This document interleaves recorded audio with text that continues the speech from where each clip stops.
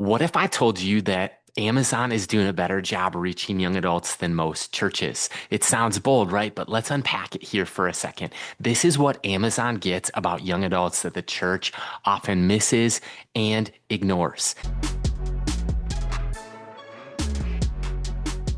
Hey friends, I'm Josiah Canale with the Young Adults Today podcast, where we're fanatical about the faith of the next generation, reaching young adults for Christ, and equipping churches to support young adults. Stick around to the end of today's conversation. I've got a few free resources for you and your team that you won't want to miss. The big idea is that the years 18 to 24 are a key habit formation window. They aren't just college years or figure it out years. This is a critical formation window spiritually, emotionally, relationally, and financially.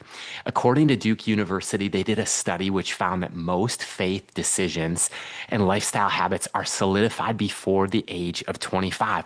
This is when young adults decide what they'll believe, who they'll become, and ultimately how they will live. And guess who knows that?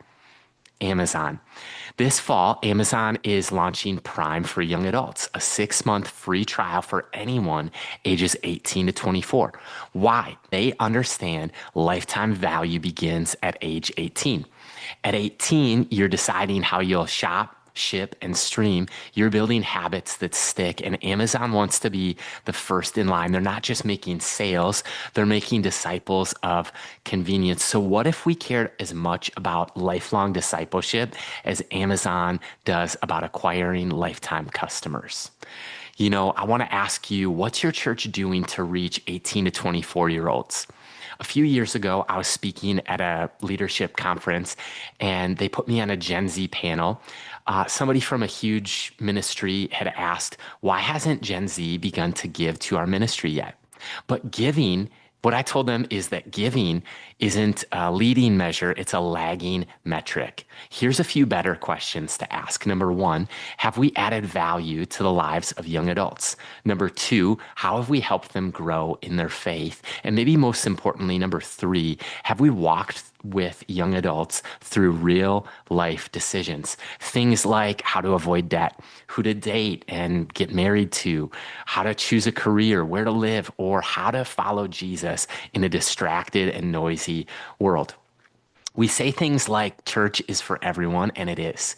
But so is Amazon. Yet they're still making strategic, intentional moves to connect with young adults. So let me ask you, who is your church really designed for? Maybe it's young couples or families with kids. Maybe it's retirees. But if you don't have a strategy for 18 to 24-year-olds, you're not ignoring a niche, you're actually ignoring the future of the church. The churches that are going to thrive over the next 30 years are investing into 18-year-olds today, right now, current, present day. So here's my challenge to every church leader and ministry and team. What would it look like for you to, as a ministry, remove barriers, build trust, and add real value into the next generation? I want to hear from you, so drop a comment below. Tag somebody who needs to hear this, or share this with your leadership team or your church ministry.